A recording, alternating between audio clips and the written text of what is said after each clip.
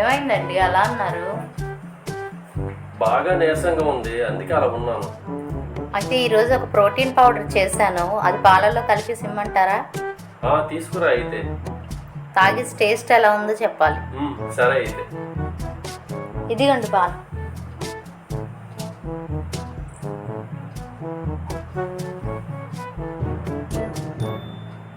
చాలా బాగున్నాయి, టేస్టీగా కూడా ఉన్నాయి.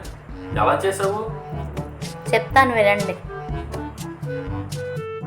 వేపిన జీడిపప్పు 2 కప్పులు, వేపిన గుమ్మడికాయ గింజలు 1 కప్పు, వేపిన పుచ్చకాయ గింజలు 1 కప్పు, వేపిన బాదం పప్పు 3 కప్పులు, వేపిన పూల్ మకని 5 కప్పులు, వీటిని తామర గింజలు అని అంటారు. వేపిన కొమ్ము శనగలు 5 కప్పులు. ఇవి వేపిన కొమ్ము శనగలు అయినప్పటికీ చిన్న టేస్ట్ కోసం నేను లైట్ గా వీటిని వేపి తొక్క తీస్తున్నాను.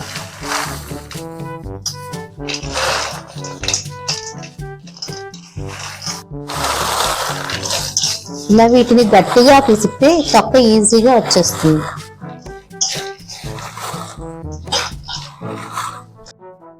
నా దగ్గర ఉన్న ఇటువంటి కన్నాల బుట్టలో ఈ శనగలను వేసుకొని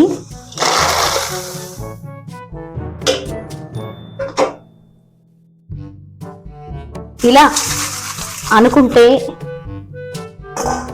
వేస్ట్ అంతా కింద పడిపోయి శనగలు ఇందులో ఉంటాయి.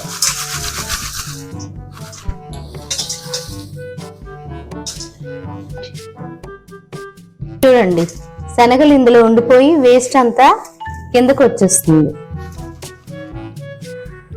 ఇలా నీట్గా అసలు తొక్క లేకుండా తీసుకుంటే ప్రోటీన్ పౌడర్లో కలుపుకున్నప్పుడు తాగడానికి బాగుంటుంది. ఇలా విడివిడిగా అన్నీ మిక్సీ చేసుకొని ఒక బేసన్లో వేసుకోవాలి. వేసుకుని తర్వాత మొత్తం అంతా కలిసేలా కలుపుకొని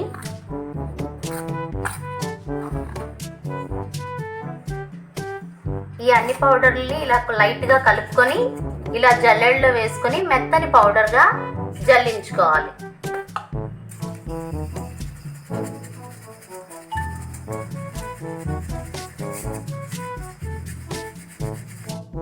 ఇప్పుడు మనం ఒక్కొక్కటిగా వేపుకున్నాం కదండి, వాటన్నిటిని కలిపి పౌడర్ చేసామన్నమాట. ఇవి ఏంటేంటో ఒకసారి మళ్ళీ మనం చూద్దాం. జీడిపప్పు, బాదం పప్పు, తామర గింజలు, గుమ్మడికాయ గింజలు, అలాగే పుచ్చకాయ గింజలు, ఈ 5ంటిని కలిపి బాగా జల్లించామన్నమాట. మెత్తని పౌడర్ కింద చేసుకున్నాం. సో ఇలా మెత్తని పౌడర్ గా చేయగా కాస్త మిగిలిన దాన్ని ఏం చేయాలో తర్వాత చెప్తాను మీకు. ఇప్పుడు దీన్ని చూస్తున్నారు కదా, ఇది వేపిన కొమ్ము శనగల పొడి. అదేనండి రోస్టెడ్ చనాదాల్ అంటారు. సో దీన్ని చిన్న తొక్క కూడా లేకుండా చాలా జాగ్రత్తగా తీసుకొని మెత్తని పౌడర్ గా చేసుకోవాలి. చిన్న తొక్కది ఉందనుకోండి, పాలల్లో కలిపినప్పుడు అది గొంతులోకి వెళ్ళి దగ్గు వచ్చే ఛాన్స్ ఉంటది అనమాట. తొక్క లేకుండా తీసుకొని మెత్తగా పౌడర్ గా చేసుకోవాలి. ఇప్పుడు మనం మరిగించి చల్లగా అయిన పాలను ఫ్రిడ్జ్ లో పెట్టుకుంటాం కదా, ఆ చల్లటి పాలలో 1 స్పూన్ ఈ 5 కలిపిన పౌడర్ ని, మరొక స్పూన్ వేపిన కొమ్ము శనగల పొడిని వేసుకొని 1 స్పూన్ లేదా 2 స్పూన్లు మీ టేస్ట్ కి తగినంత తేనెను వేసుకొని ఈ 3టిని ఈ పాలల్లో కలుపుకొని పిల్లలకి ఇస్తే ప్రోటీన్ పౌడర్ పాలల్లో కలుపుకునేది రెడీ అయినట్టే. ఈ పౌడర్ ని గడ్డలు లేకుండా బాగా కలుపుకోవాలి. లేదు అంటే ఒక బాటిల్లో వేసి షేక్ చేసిన మొత్తం అంతా చక్కగా కలిసిపోతుంది. ఈ పాలను రోజు 1 గ్లాస్ తీసుకోవడం వల్ల చిన్నపిల్లలకి అయినా పెద్దవాళ్ళకైనా ఆరోగ్య ప్రయోజనాలు ఉన్నాయి. అవి ఏంటి అన్నది డిస్క్రిప్షన్ లో పెడతాను. చల్లించగా మిగిలిన పౌడర్ తో ఏం చేయాలో ఇందాక చెప్తానన్నాను కదండి. ఇప్పుడు ఏం చేయాలో చూద్దాం. ఇందులో కాస్త నువ్వులు వేసుకుంటాం, తగినంత నెయ్యి ఉండవచ్చేలా అన్నమాట. మీ రుచికి తగినంత బెల్లం వేసుకొని బాగా కలుపుకొని చిన్ని ఉండలుగా చేసుకొని ఫ్రిడ్జ్ లో పెట్టుకొని ఉంచితే పిల్లలకి స్నాక్ ఇవ్వడానికి బాగుంటుంది. ఇలా చిన్న ముద్దను తీసుకొని ఇలా గట్టిగా నొక్కండి 2-3 టైమ్స్. నొక్కిన తర్వాత దీన్ని ఇలా రౌండ్ గా చేస్తే ఉండ చక్కగా వస్తుంది.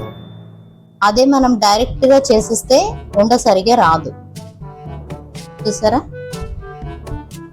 ఇలా చిన్న చిన్న ఉండలుగా చేసుకొని గాజు సీసాలో పెట్టుకొని ఫ్రిడ్జ్ లో పెట్టుకుంటే చాలా రోజులు నిల్వ ఉంటాయి.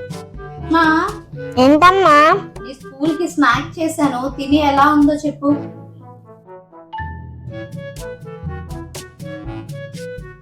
అమ్మా చాలా బాగుందమ్మా.